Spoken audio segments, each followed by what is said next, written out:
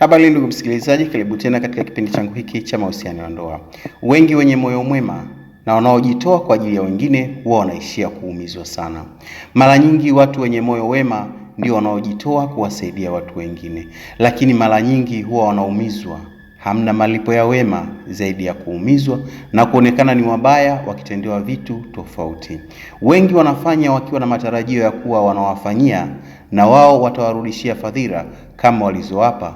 Wanasahau kuwa sio kila mtu ana moyo kama wao. Wao wanajua kwamba anayetoa ni kadiri ya uwezo wake, na anaamini yeye alivyo ndivyo kama wengine watakavyokuwa. Wanaingiwa na hali ya kutoa au kutaka kujionyesha kuwa wema kwa kila mtu na kila wakati. Hii inasababisha wasizungumze hata wanapoumizwa, na pia wanajisahau wenyewe. Mara nyingi ukiwa na moyo wa kutoa ndivyo ilivyo. Wenye moyo wa kutoa huwa wanasahau nafsi zao na kuwajali wengine. Mungu huwapa fulani ka uwezo kwa kuwasaidia wengine, hawajaliwi na wala hawatasaidiwa kwa sababu Mungu aliwaumba wao kwa ajili ya kuwasaidia wengine. Binadamu jinsi tulivyo, usaidia, usitegemee kwamba atakulipa wema. Badala yake atakulipa ubaya. Kwa mfano, unachukua unamkopesha mtu pesa kwa sababu ana matatizo, lakini hawezi kukurudishia kwa wakati kama alivyosema. Kwa mfano, anaweza kukwambia kwamba ni azime, kesho nitakurudishia au kesho, lakini badala yake hautapata hiyo pesa, aidha akuzime kabisa au akupe. Hivi ndivyo livyo wenye moyo mwema, wanajitoa kwa ajili ya wengine, huwa wanaishia kuumizwa sana. Wanaingiwa na hali ya kutaka kujionyesha kuwa wema na kila mtu na kila wakati. Hii wasizungumze hata wanapoumizwa. Pia anajisahau kujijali mwenyewe. Kumbuka, huwezi kugawa maji kwenye kikombe kilicho kitupu.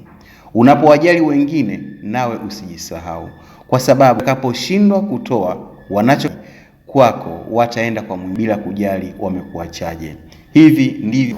Kwa hiyo nawakumbusha ndugu zangu, tukumbuke, hauwezi kugawa maji kwenye kikombe kilicho kitupu.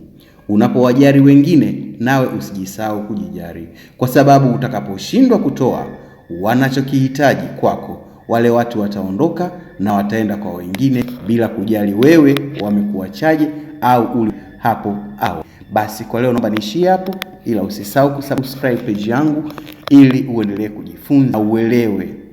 Wengi wanafanya na matarajio ya kuwafanyia wao, watarudisha fadhila kama walizowapa. Wanasahau kuwa sio kila mtu ana moyo kama wao. Hawa ndio binadamu walivyo. Kwa hiyo jifunze na uwe na usisahau kujisaidia wewe mwenyewe wakati unawasaidia wengine.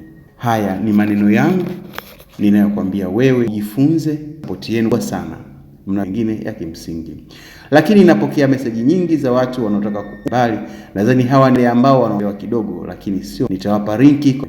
Sasa kuna hao wengine ambao wanakuja inbox alafu hawajui wanakuja kufanya nini. Jamani, ukinitafuta nyoosha maelezo yako, otherwise sitajibu message yako. Pia punguzeni kupiga simu, zinakuwa nyingi sana hadi zinakuwa kama usumbufu. Wewe nitumie tu ujumbe mfupi, nitausoma nami nitauelewa.